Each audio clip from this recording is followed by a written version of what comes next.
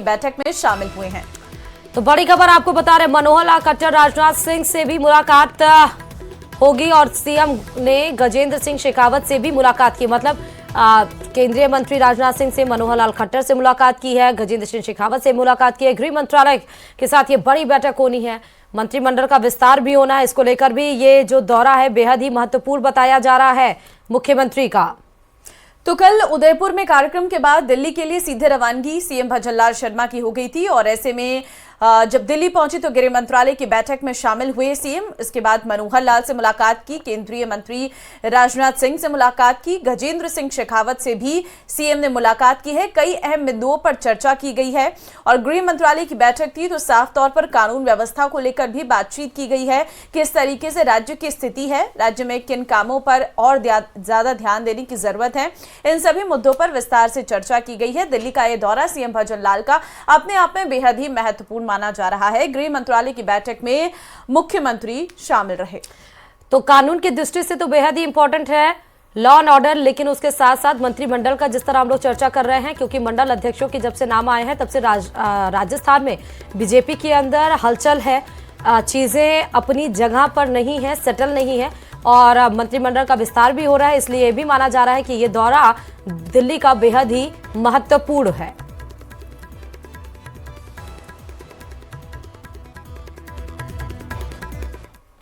और चलिए राजधानी जयपुर से बड़ी खबर, राजस्थान रोडवेज और महाकुंभ से जुड़ी अपडेट यह है कि प्रयागराज के लिए रवाना हुई है ब्लू लाइन बसें।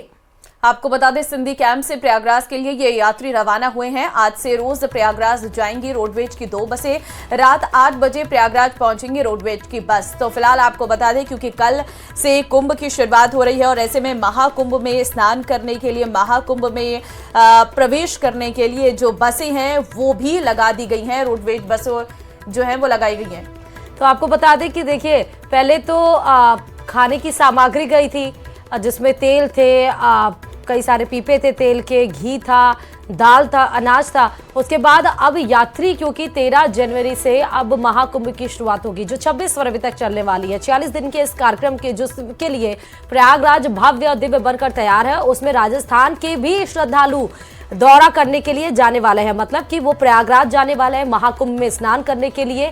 और इसलिए अब राज्य सरकार ने इस चीज को ध्यान में रखते हुए बसों की फैसिलिटी और साथ ही रेल की भी फैसिलिटी दी है। ये भी बता दें आपको, बस रवाना होंगी आज से, रोज प्रयागराज जाएंगी रोडवेज की 2 बसें जिसमें यात्री सफर कर पाएंगे और सीधे वो राजस्थान से प्रयागराज पहुंच पाएंगे सेफ और सिक्योर तरीके से। कोटा से बड़ी खबर आपको देंगे। ऑपरेशन साइबर शील्ड के तहत एक्शन, ठगों से पीड़ितों के खाते में वापस जमा कराए पैसे। करीब 58,000 रुपए पीड़ितों से वापस कराए गए हैं। सेना के जवान और कोचिंग छात्र से ठगी गई थी ये पैसे। तो बड़ी खबर कोटा से, ये बड़ी खबर है जहां ऑपरेशन साइबर शील्ड के तहत एक्शन लिया गया है और कल ही इस पे प्रेस कॉन्फ्रेंस भी किया था साइबर शील्ड एक्शन के तहत, जिसमें 30 लोगों को गिरफ्तार किया था। डीसीपी वेस्ट अमित भी उसमें शामिल थे और ये भी बताया जा रहा है कि ठगों से पीड़ितों के खाते में पैसे वापस जमा करा लिए गए हैं। करीब 58,000 रुपए ऐसे बताया जा रहा है जो पीड़ितों को वापस कराए गए हैं। जिन लोगों ने ठगे थे रुपए उन्हीं से ही पुलिस ने उनको पकड़कर और पीड़ितों के खातों में पैसे ट्रांसफर किए गए हैं। वो रकम 58,000 है। सेना के जवान और कोचिंग छात्र से ये ठगी की गई थी। बड़ी खबर इस वक्त ही बता रहे हैं, ऑपरेशन साइबर शील्ड के तहत एक बड़ा एक्शन चलाया जा रहा है राज्य के जिलों में।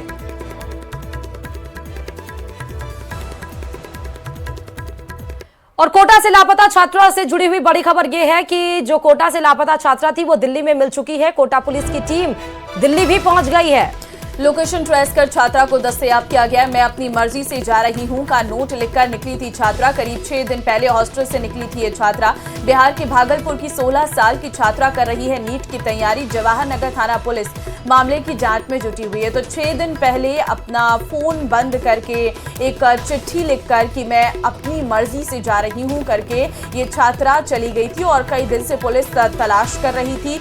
हॉस्टल में रहकर नीट की तैयारी कर रही थी और उसके बाद से ही हॉस्टल से गायब थी। आखिरकार जो पुलिस ने छात्रा को दिल्ली से पकड़ लिया है। लोकेशन ट्रेस कर छात्रा को दस्तयाब किया गया है।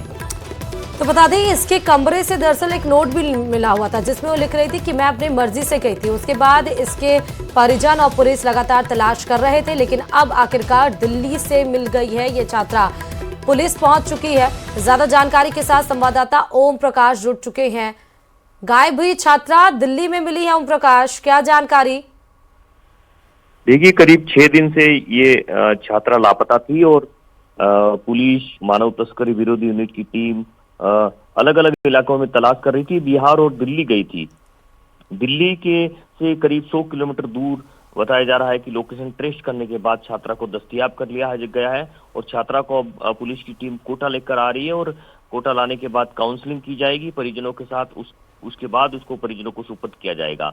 प्रथम दृष्टया ऐसा ही माना जा रहा है कि छात्रा तनाव में थी और तनाव के चलते ही वो यहाँ से एक नोट लिख के चली गई कि मैं अपनी मर्जी से जा रही हूँ। उसके बाद में वो लापता हो गई। मोबाइल बंद आने के बाद में पुलिस और परिजनों की परेशानियां बढ़ती गई थी। लगातार तलाश किया जा रहा था। करीब 1000 किलोमीटर का सफर तय किया गया था अलग अलग टीमों द्वारा और 600 किलोमीटर का सफर तय कर जो टीम दिल्ली के आसपास पहुंची थी उस टीम को ये छात्रा मिल गई है और दस्तयाब कर लिया गया है। ये कहा जा सकता है कि अब पुलिस को एक बड़ी राहत मिली है, परिजनों को बड़ी राहत मिली है। ठीक है, मुझे ये बताइएगा, एक चीज बताइए ओम प्रकाश की क्या परिजन भी साथ में पुलिस में गए हैं और क्यों उसने ये लिखा था नोट, क्या उसे ये बात पता चल पाई है पुलिस से? देखिए, बच्ची की तरफ से पूरी तरह से काउंसलिंग अभी हुई नहीं है, लेकिन माना ऐसा जा रहा है कि वो तनाव में थी और अनुमन जो कारण कोटा में रहते हैं वो पढ़ाई को लेकर ही तनाव में रहते हैं, क्योंकि नीट और जो है जेई की तैयारी करने वाले जो ग्रामीण इलाकों के जो छात्र छात्राएं आते हैं वो वहाँ टॉपर होते हैं और यहाँ जब आते हैं तो उनकी सिचुएशन कुछ अलग हो जाती है और पढ़ाई को लेकर जबरदस्त जब तनाव में आते हैं तो कई अलग अलग तरह के कदम उठा लेते हैं। मौत के डरावने, सुसाइड के डरावने आंकड़े पहले ही आ चुके हैं और अब जब ये तनाव में होकर घर से निकल गई थी, कमरे से निकलने के बाद अब इसकी काउंसलिंग करवाई जाएगी। काउंसलिंग के बाद पूरी तरह से तस्वीर साफ हो पाएगी कि इसको किस तरह का तनाव था। हालांकि परिजन पहले ही पहुंच चुके थे, लेकिन परिजन किसी और टीम के साथ थे। परिजनों की पुलिस की अलग अलग टीमें तलाश कर रही थी, सीसीटीवी फुटेज खंगाले थे और तमाम प्रयास फैले नाकाम हो साबित हो रहे थे। लेकिन अब ठीक है, बहुत शुक्रिया ओम प्रकाश तमाम जानकारी देने के लिए खबर पर।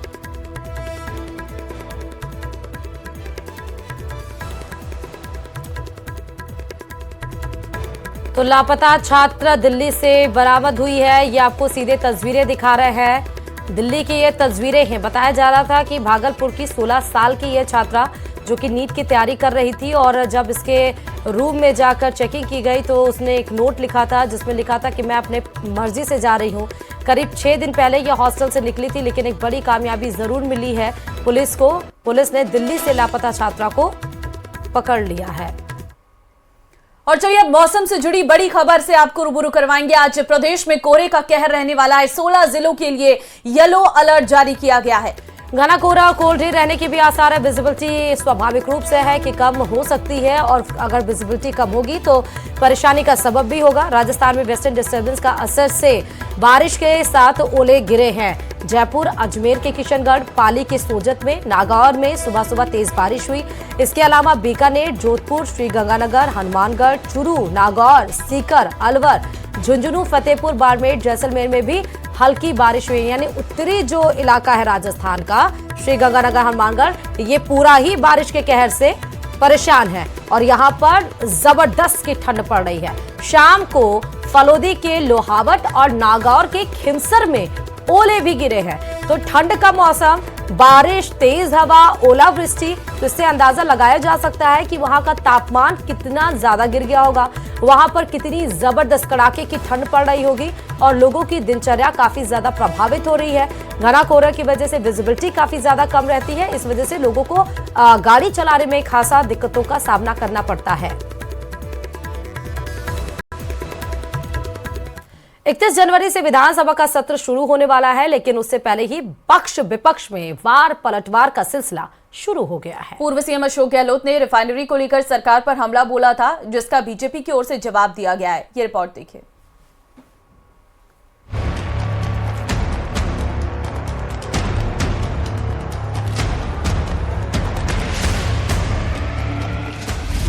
विधानसभा सत्र से पहले सियासी वॉर, विपक्ष का वार, बीजेपी ने किया पलटवार। मुद्दों पर बयानबाजी जारी, सियासत भारी।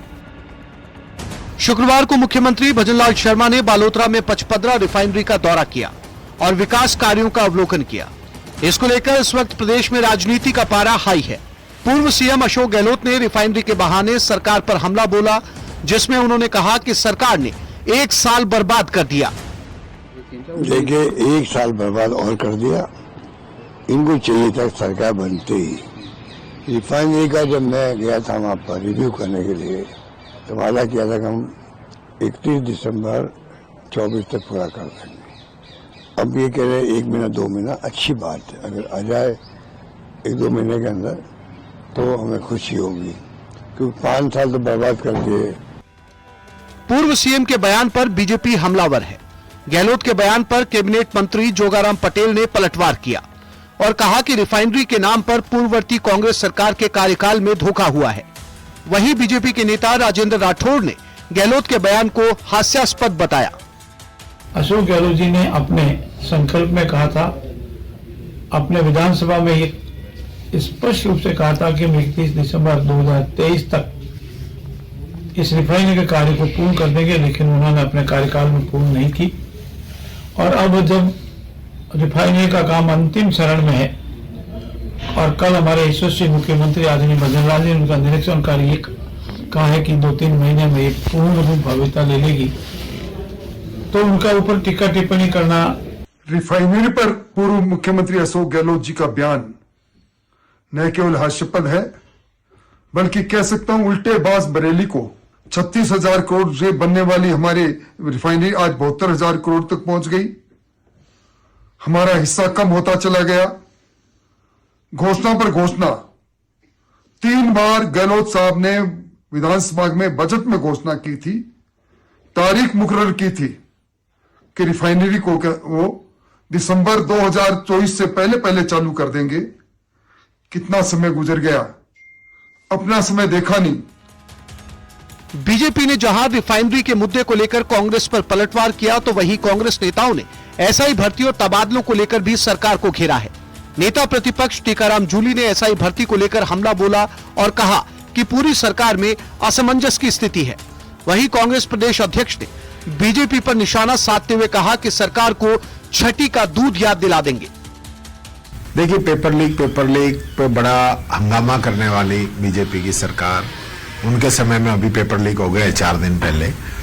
और एसआई भर्ती परीक्षा के लेकर भी बहुत बड़ी बातें की गई थी, लेकिन जिन लोगों को इन्होंने पकड़ा वो जमानत पे छूट गए, ट्रेंडिंग करने लग गए, और ये इस सरकार की बड़ी इसमें फजीयत हुई। प्रदेश के अंदर मुद्दे ही मुद्दे हैं, इन्होंने तो कोई काम तो कुछ किया नहीं है।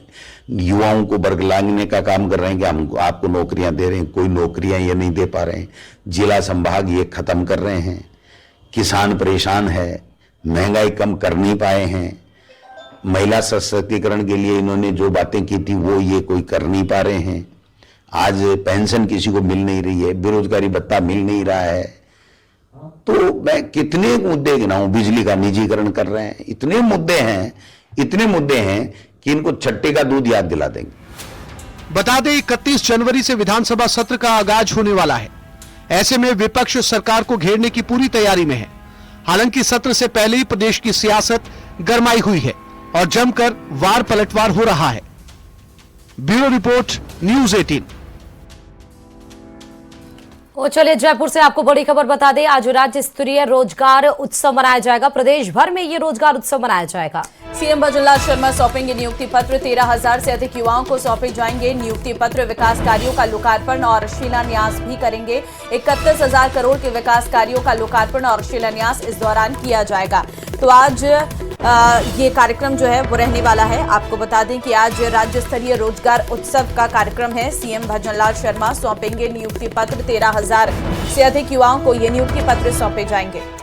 सरकार वैसे भी विकास कार्यों को लेकर तो अग्रसर है, ये हमने देखा भी। राइजिंग राजस्थान से लेकर तमाम कार्यक्रम जब से सरकार बनी है और विदिन मतलब 1 साल के अंदर ही सरकार ने बहुत सारा काम किया है। लेकिन अगर हम युवाओं की दृष्टि से देखें तो सरकार उसको लेकर काफी ज्यादा अलर्ट है। इसीलिए प्रदेश में रोजगार उत्सव मनाया जाएगा। 50,000 का टारगेट है, जिसमें नियुक्ति पत्र भी सौंपे जाएंगे।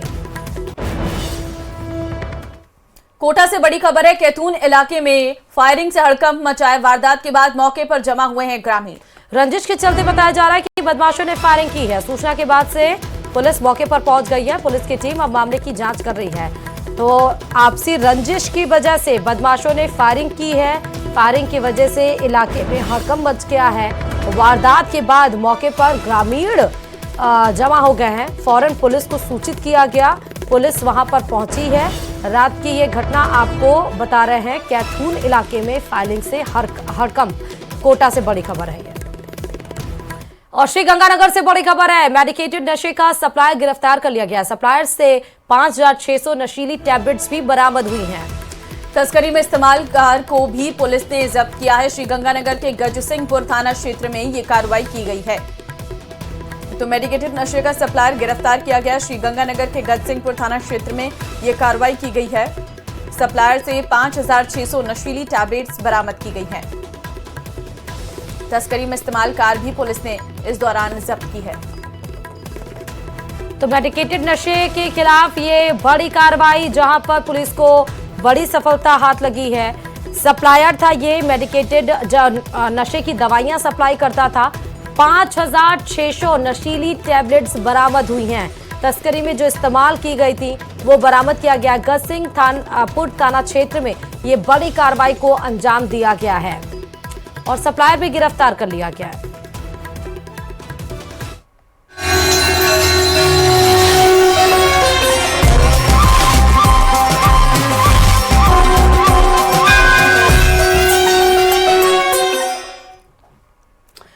क्या कभी आपका सामना ऐसे बाबाओं से हुआ है जो हाथ की मुट्ठी बांधकर आपको चमत्कार दिखाते हैं और उस मुट्ठी में कुछ ऐसा निकलता है जिस पर आप यकीन कर लेते हैं? ऐसे बाबा खेल दिखाने वाले होते हैं जिनसे आपको सावधान रहने की जरूरत है। महाकुंभ में आए रुद्राक्ष बाबा ने तंत्र साधना और खेल वाले बाबाओं का अंतर बताया है। देखिए।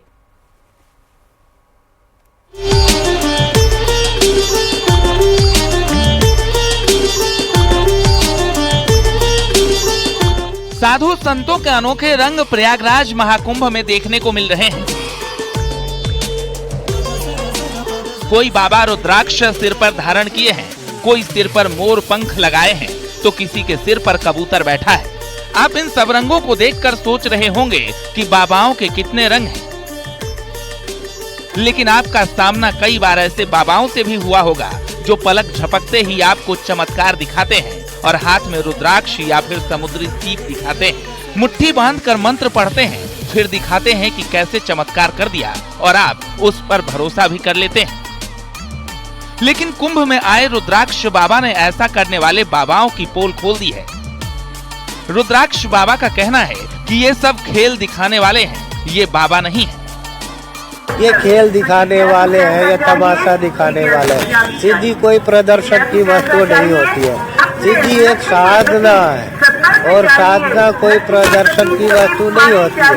क्या वो तो जो गुप्त रखते हैं, अंतःकरण में हमारे हैं, हमने भजन किया, आपको कुछ कोई आशीर्वाद दिया और वो फलीभूत होगी, वो है सिद्धि। सिद्धि नहीं, वो भी हमारे साधना का फल है। जो सन्यासी सभी संत निष्काम भजन करते, सबको आशीर्वाद प्रदान करते, उसमें वो स्वतः ही मिल जाते हैं। जाहिर है रुद्राक्ष बाबा ये बताना चाह रहे हैं कि तंत्र साधना और साधु की तपस्या दोनों अलग अलग चीजें हैं और जादू टोना खेल तमाशा दिखाने वाले करते हैं, उनका इस साधना से दूर दूर तक नाता नहीं है। सात्विक सिद्धि और साधना के लिए लंबे समय तक साधु तप करते हैं, उनकी इसी तपस्या के जरिए शक्ति मिलती है। इसी सात्विक साधना से ऐसे संत भक्तों के भले के लिए आशीर्वाद देते हैं। सात्विक साधना कभी नहीं होने वाली नहीं होती है। देखो, सिद्धि के लिए प्रयास नहीं, हमारे कई प्रकार की सिद्धियां होती है। एक तो तंत्र माध्यम से, तंत्र क्रिया के माध्यम से, एक सात्विक क्रिया के माध्यम से। सात्विक जो सिद्धि होती है वो अक्षय होती है, कभी नष्ट होने वाले, कभी खत्म होने वाले नहीं होते हैं। तो अब तकरीबन अधिकांश साधु संत जो है सात्विक साधना करते हैं। सात्विक साधना में क्या होता है, सिद्धि कोई वस्तु नहीं है, सिद्धि के लिए हम लोग साधना नहीं करते। साधना करते हैं, उसके फलस्वरूप हम किसी को आशीर्वाद दे देते हैं, वो आशीर्वाद साधना के रूप में मेरे साधना मत के उससे फलीभूत हो जाता है, उसको लोग सिद्धि मान लेते हैं। प्रयागराज में आस्था का महाकुंभ सज चुका है। ऐसे में बाबाओं की अनोखी कहानियां भी आपके सामने आ रही हैं। बहरहाल रुद्राक्ष बाबा ने तंत्र साधना और जादू के बीच अंतर बताने की कोशिश की है, जिसे खेल दिखाकर आपको झांसे में लेने वाले बाबाओं से आप बच सकें। Bureau report, news 18। चलिए अब बात कर लेते हैं सर्दी के सितम की, क्योंकि दौसा में मौसम में काफी ज्यादा बदलाव देखने को मिल रहा है। सुबह सुबह बारिश से मौसम बदला हुआ है। बारिश के बाद से जिले में कोहरे का कहर भी देखने को मिला और बारिश के बाद इलाके में ठंड और ज्यादा बढ़ गई है। कोहरे की वजह से रेल यातायात प्रभावित हुई है, या तो ट्रेनें रद्द हो जा रही है, या तो अपने समय से देरी से जो रेल है वो चल रही है। और क्योंकि घना कोहरा छाया हुआ है, इसलिए कोई भी रिस्क नहीं लेना चाहता है। बड़ी खबर आपको बता रहे, सुबह सुबह बारिश से मौसम बदला है और इस वजह से रेल यातायात किस तरह से प्रभावित हुई है दौसा में, उसकी बड़ी खबर आपको बता रहे हैं।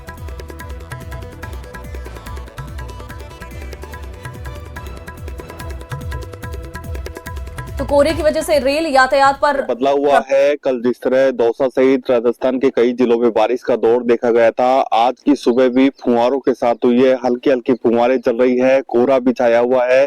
कोहरे और फुहारों के कारण जो रेल और सड़क यातायात है वो पूरी तरह प्रभावित है। दौसा के कोलवा रेलवे स्टेशन पर अब खड़े हैं। यहाँ पर जो ट्रेनें हैं वो काफी देरी से भी आ रही है। जैसे बठिंडा जयपुर ट्रेन यहाँ पर 7 बजे आनी थी, लेकिन वो करीब आधे घंटे की देरी से आ रही है। हम कुछ लोगों से बात कर लेते हैं कि किस तरह का मौसम है।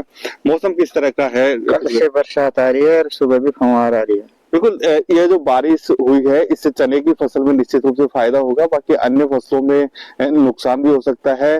लेकिन जो गेहूं और जो है वहां पर भी जो सिंचाई की आवश्यकता है वो इस बारिश से नहीं होगी। ऐसे में एक जो पानी लगता है, जो सिंचाई होती है, वो सिंचाई भी इस बारिश होने के कारण नहीं देनी पड़ेगी किसानों को। ऐसे में किसानों को काफी फायदा भी हो रहा है। कुछ फसलों में नुकसान भी कहा जा सकता है क्योंकि कड़ाके की ठंड पड़ रही है। जैसे सरसों में पाला पड़ने की संभावना है, इसलिए किसान चिंतित है क्योंकि सरसों में अगर यदि पाला पड़ता है तो नुकसान हो सकता है।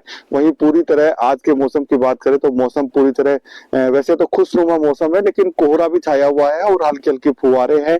और कल जिस तरह बारिश का दौर देखा गया, जिससे निश्चित रूप से किसानों को कुछ फसलों के लिए फायदा हुआ और कुछ फसलों के लिए नुकसान भी देखने को मिल रहा है। आशीष शर्मा, न्यूज़ 18, दौसा। और इधर अयोध्या में श्री राम जन्मभूमि मंदिर में रामलला की प्राण प्रतिष्ठा समारोह की पहली वर्षगांठ मनाई जा रही है। प्रतिष्ठा द्वादशी के नाम से आयोजित इस कार्यक्रम में शामिल होने के लिए देश विदेश से लाखों श्रद्धालु अयोध्या पहुंचे। प्रसिद्ध कवि और कथावाचक और डॉक्टर कुमार विश्वास ने मंदिर के गर्भगृह में रामलला की राग सेवा की। मंदिर के गर्भगृह में रामलला की पूजा के दौरान सीएम योगी, महंत नृत्य गोपाल दास और चंपत राय के साथ कुमार विश्वास भी मौजूद रहे। और वहीं कुमार विश्वास ने भगवान रामलला के सामने भजन गाए। कार्यक्रम के दौरान कुमार विश्वास के साथ संत मिथिलेशानंदिनी शरण भी मौजूद रहे। कुमार विश्वास के राग सेवा के दौरान राम भक्त मंदिर में भाव विभोर भी नजर आए हैं।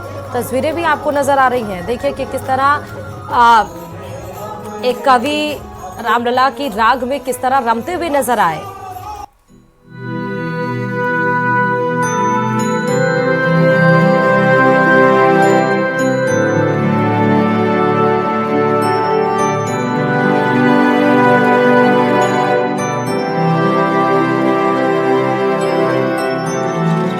कोई शबरी खिलाए तो वो मीठे देव खा जाए। सूरदास के रसिक शिरोमणि मीरा के नटवर नागर। राम मिले हैं, राम मिले हैं, राम मिले हैं।